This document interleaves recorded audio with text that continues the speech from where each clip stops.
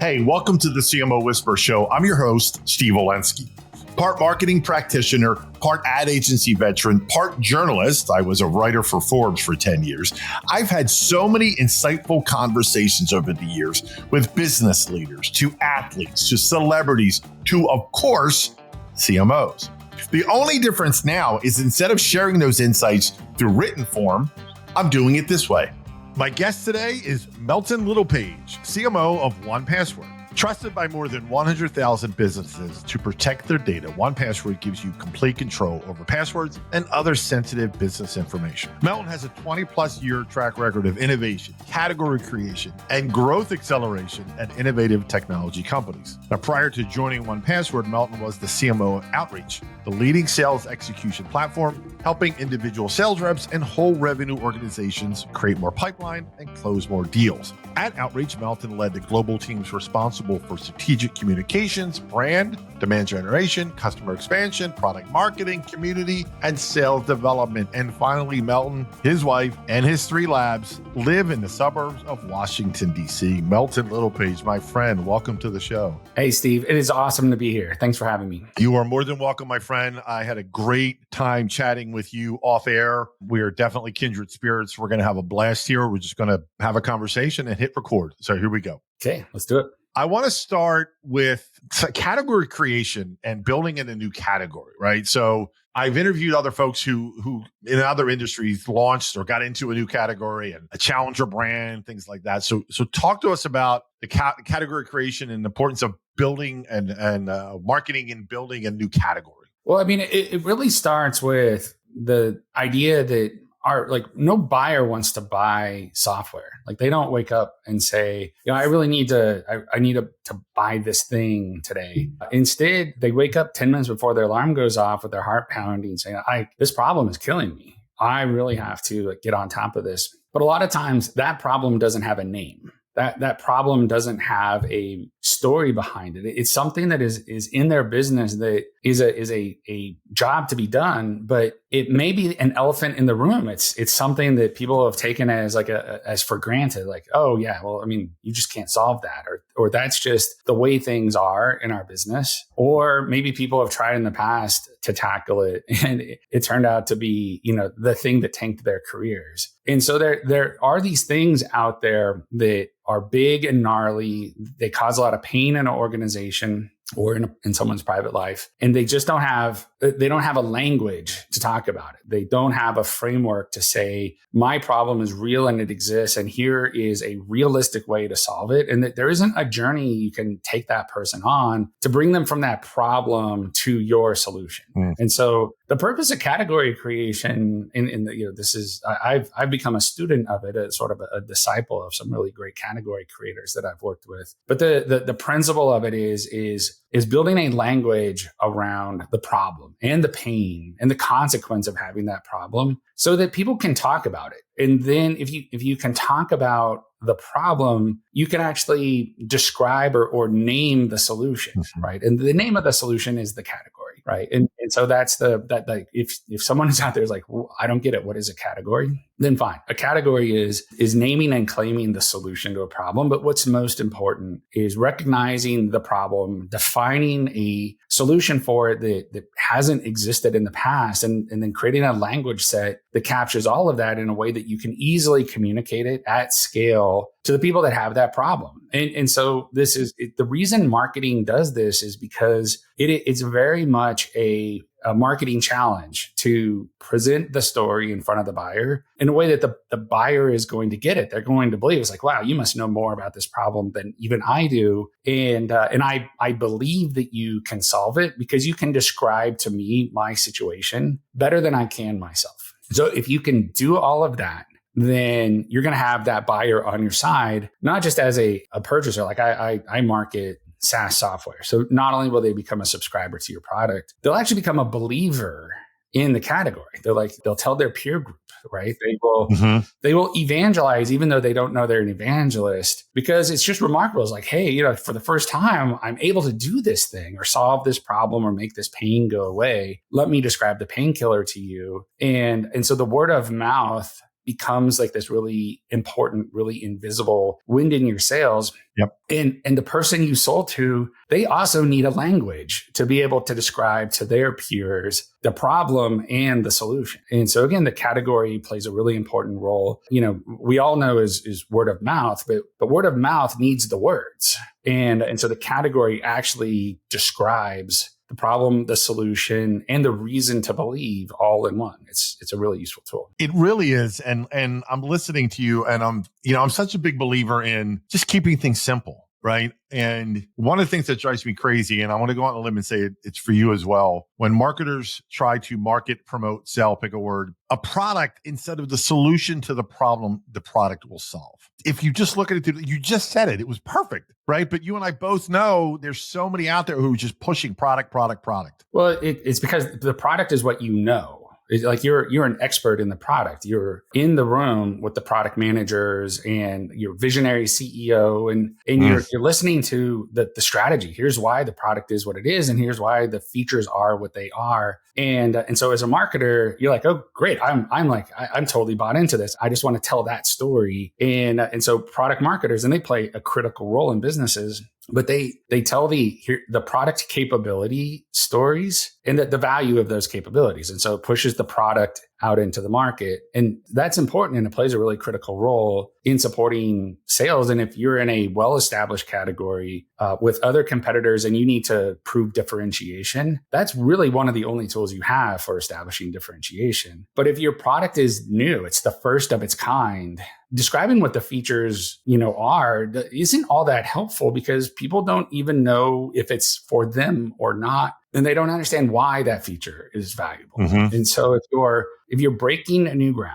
right? If you're trailblazing, there has to be a different way to do it. Like a great example at 1Password, we were one of the first password managers. We started our life as a consumer password manager. We enjoyed great product market fit, and the product did exactly what you would expect it to do. Very securely stored signing credentials to websites and applications, and then made it convenient to share them. Our customers brought us to work, and so we became a business password manager. And so we became number one in both sides of that category, both on the consumer side and on the business side, established a reputation over 18 years of being just the best at delivering that capability. But we're just on a journey, right? That's Act 1, consumer password manager. Mm-hmm. Act 2, business password manager. And we're on to Act 3, right? Because what we've learned from listening to the market and listening to our customers, listening to security teams and businesses especially, is that they're vexed by the shift from work in the office to work from anywhere. And they're having a struggle as there's been this explosion of SaaS applications and new tools like ChatGPT, where the employees who now work from home sometimes and work from anywhere, they're feeling empowered, right? They have this permission to use the apps that are going to make them absolutely the most effective and productive in their job, and who can argue against productivity. But it's bringing applications in that the business didn't buy and they can't manage and they can't secure. And likewise, people are bringing their favorite device. Like, who doesn't use their iPhone or their Android phone side by side with them when they work from their business provided laptop? And so security teams just don't have an answer to these. And this is just like, we just live this every day, right? We all, like almost everybody in your audience, can pick up their laptop and take it with them wherever they go. And they probably also have a personal device, whether it's a phone, a tablet, or a computer that they use as well. So this is the elephant in the room in our industry, right? Like, so we all know it's happening. Technically, it's against policy in most businesses, but those businesses are turning the other way because they know that the employers are going to do it, whether it's in policy or not. Yeah. And so that's what's keeping them up. I talked about like waking up before your alarm with your heart racing. Like, what happens if there's a data breach on an application that employees using with customer data in it that we don't even know exists? Right. Mm-hmm. That's their heart attack. And so we pioneered a solution that discovers all of those applications that are in use that aren't company managed and secures them. It's great. It's super simple. It performs a very important function, but it's never been possible before.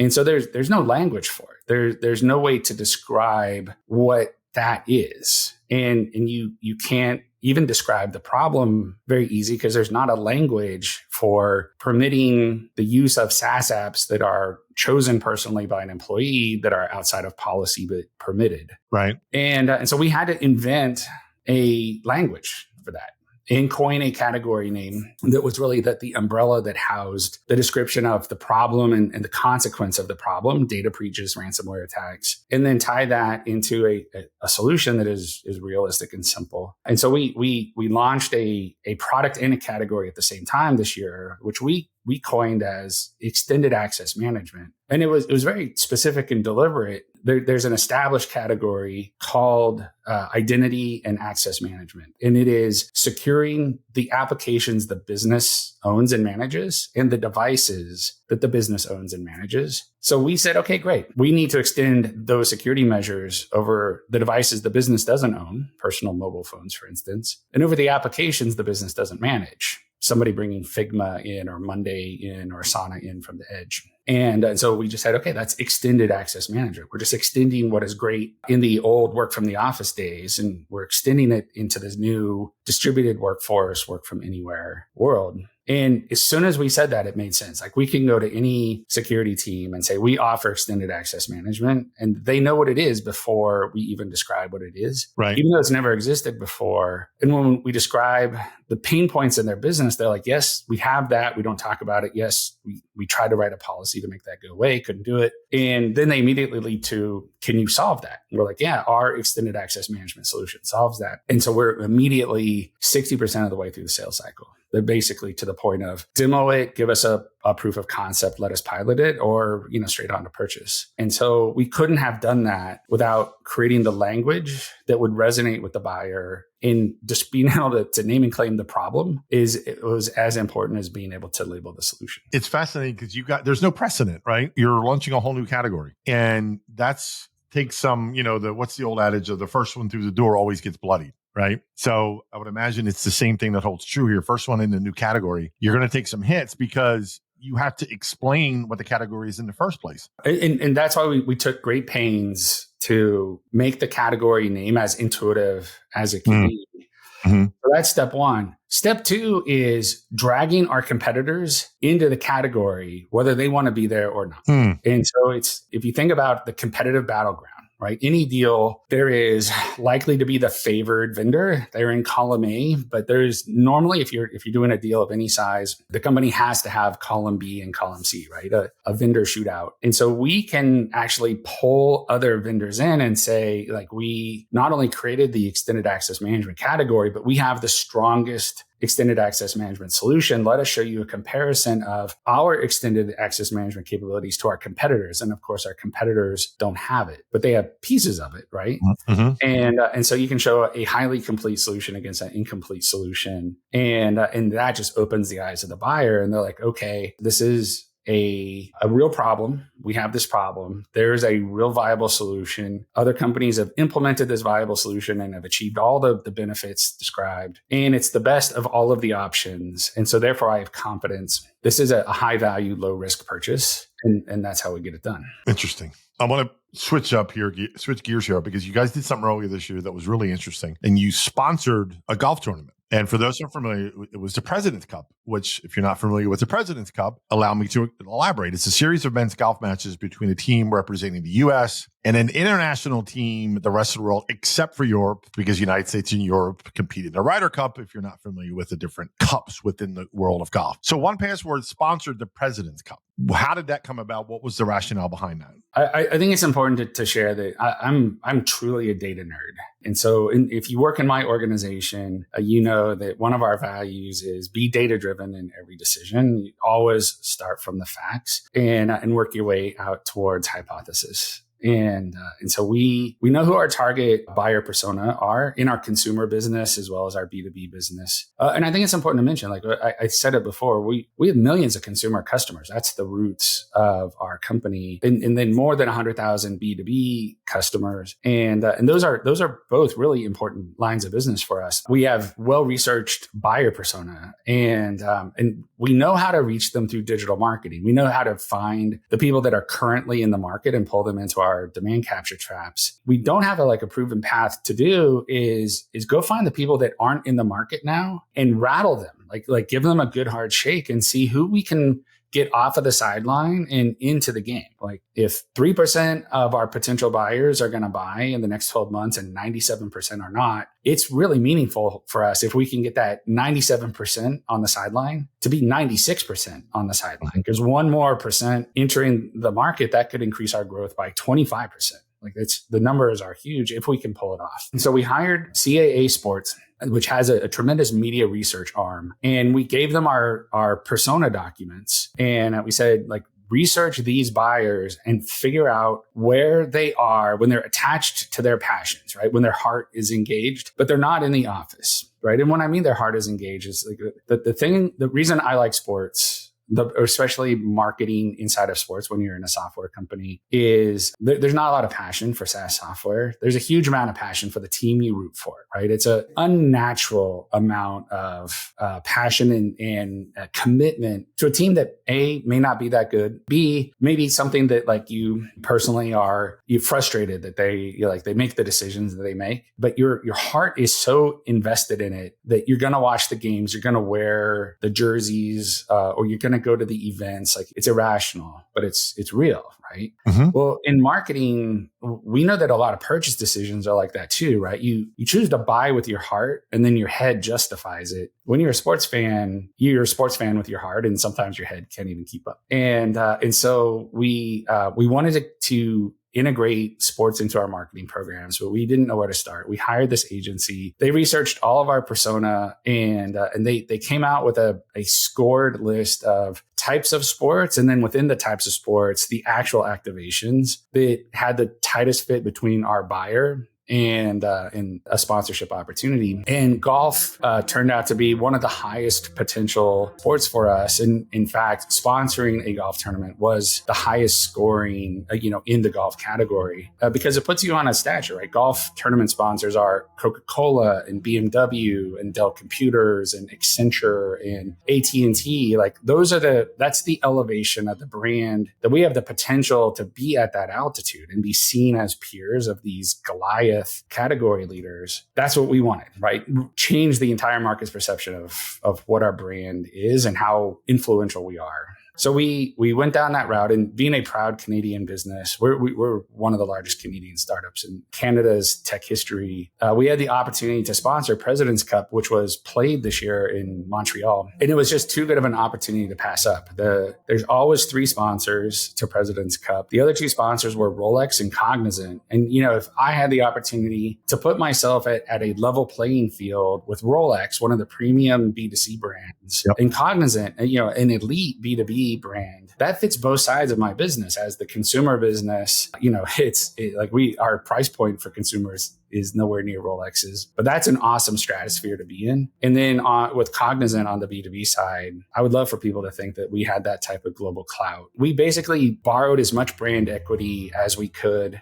from our peers. And mm-hmm. then by being a title sponsor, we just were blanketing the television coverage. Our brand was in the background in, tremendous number of shots throughout the weekend. We knew our buyer was plugged in and watching all 4 days of the tournament. And then we had the opportunity to have a lot of fun because our sponsorship gave us a commercial airtime during the live broadcast on Golf Channel and NBC. So we were able to actually film a fun and whimsical golf-related commercial tied directly to President's Cup, which told the simple stories about people having bad password hygiene. So reusing your passwords, writing your passwords down in a book, or saving them in your browser, the things that were a triple bogey in our commercial, right, we could have a lot of fun with, but we were able to relate it directly to the audience we knew would be watching. And then the commercials played live during the tournament. So they didn't cut away to a commercial where someone could run to the bathroom. They did the side by side where they would show the tournament on the left, the commercial on the right. Yeah. And so there was no escaping it. And so it was a win for us. as a company that is uniquely consumer and B2B, although we were targeting our B2B buyer, we knew that the commercial would overspray millions of other audience members, whether they were at the tournament or watching on TV. But the million of people that it oversprayed scored extremely high in fit for our target persona. And so we almost couldn't miss, right? Like if we only a consumer business running that sponsorship and those commercials probably would have had a pretty high ROI. If we were only a B2B business, we know that targeting our B2B buyer with those messages would have a high ROI. But being both made the golf sponsorship like a can't miss opportunity. How are you measuring this? Well, you sound a lot like my leadership team. You did not put me up. I will, I'll share the same thing. This is an active internal conversation because it's hard to measure. Like we could see right away the website traffic spike. Okay. We created a special offer for people watching the President's Cup. And so we could see the redemptions of that special offer right away. We knew who we were hosting because we had a tremendous VIP hospitality experience on course throughout the weekend. And so we knew how much pipeline entered the course throughout the week. And then we could watch that pipeline either close won or close lost, since it's now been, a couple of months. And so there's some things that are directly measurable. It's honestly really hard to measure the impact of the commercials and the impact of the sort of organic pickup of our brand in the television broadcast. Everybody's phone blew up with friends saying, I saw 1Password all over the TV. So we know it achieved the visibility goals we were looking for. But then we have to find signal on that downstream, right? So aided brand recall, unaided brand recall in surveys. We have to look sort of the long tail of, month over month and quarter over quarter growth in our self-service business. So we'll continue to hunt it down. It's our first major bet like this. And so I think it's okay to not be perfect at measuring, to still feel good about the program. Yeah. I know you were joking. I was not asking on behalf of the leadership team. I was asking on behalf of all CMOs and marketers who were thinking of doing something similar. You can help them kind of prepare, if you will, what to expect. And we can even build on that, Melton. What are some lessons you would pass on to a brand who's thinking about doing something in the sports world? So the business case is so important. If you can sell the business case, you don't need to measure after the fact all that precisely, as long as you deliver what you said you would, right? And so a major sports marketing bet, this is a multi-million-dollar bet. It's a multifaceted program. You have to get the entire business aligned to it, right? So it's not just a marketing activity, and it's not uploading a logo file to a third party. So I think at its peak, I think we had 55 people in the business in our, twice weekly stand-up meeting that was operationalizing across offers and pricing and packaging, our web experiences, the integrated content story, on-site hospitality, gifting, enablement of our sales organization, and then supporting them as they were using this as a lever to develop relationships both inside the customer base, in our new logo prospects, as well as our strategic partners and our distribution partners. And then wrapping that all in with a pretty sophisticated on-site hospitality program where we had, more than 100 people, come through a very well orchestrated event experience from 5 a.m. till 11 p.m. on the longest day. And so it takes total company commitment. And so I would start there. If you're a marketing leader and you don't think you can get your CRO committed, then it's an uphill battle. I'm not sure I would do it. If you can't make it, it becomes a lightning strike moment. If you can't get the marketing organization, or if you can't afford for the marketing organization to stop doing other things and do this, this becomes the campaign. This is the message. This is the activation. This is, in our case, the commercial. This is the digital program in this very short, condensed period of time, where, every message in the business is aligned, then I wouldn't do it. If you can't get your CEO and founders to participate and be there with your customers and partners, then I wouldn't do it. And so you may sign the check at the end of the day, but you have to make this a corporate event, not a marketing event, to be successful. It's a great point. It's all in or nothing. That's the first thing. I would go back. I mentioned before, I think that being data-driven is important, but knowing in advance that you're not going to be able to measure all of this, you need to be able to get everybody to collectively take the leap of faith. Yeah. And for someone like you, that's not easy, right? Being the data nerd. It's not, right? Because the data will only take you so far. If it's the first program of its kind, you don't have muscle memory to fall back on. You don't have a model or track record, or there's no benchmark. Yeah. And so you have to get comfortable with that. And then you have to sell it. Internally, this is something that you have to build excitement around and help people understand that this is strategic, not a boondoggle. And so you have to get dispassionate from it and become its top critic, right? If you're more critical of the bet than your most skeptical executive team member, if you're more critical of the execution or the internal alignment than, the biggest doubter in the business, then you improve the quality of your execution, but B, you have the response when the inevitable, why are we doing this? This doesn't make sense. Objection comes up. You can quickly, you can have empathy. It's like, I thought of that too. Here's how I, reflected on that. Yeah. And then share your perspective, which might be, you're right in that aspect, but in the bigger picture, this is still worth it. Or it could be, I don't agree. And here's a different way to look at it. I want to shift for a few minutes to your career path because it's fascinating. And my thinking is there may be others who are where you were there now, right? To go from where you were to CMO. But the path that you took is, I said this to you off air, I've never met anybody who's taking the path you have to CMO, from software development, right? To product management, to now running marketing. Spend a few minutes talking about how this came about, how this path came about. Well, I'm telling you, Steve, even listening to myself talk about, the justifying the sports marketing sponsorship seems so foreign. So I want to own up in advance. I'm very late in my career into marketing. We're talking about chapters earlier. This is yep. My fourth act probably. And, so I'm grateful that I'm here. I found home after, years of searching in my career. But I ended up, I sort of backed into marketing almost grudgingly. I graduated college as an electrical engineer right as the internet became the internet.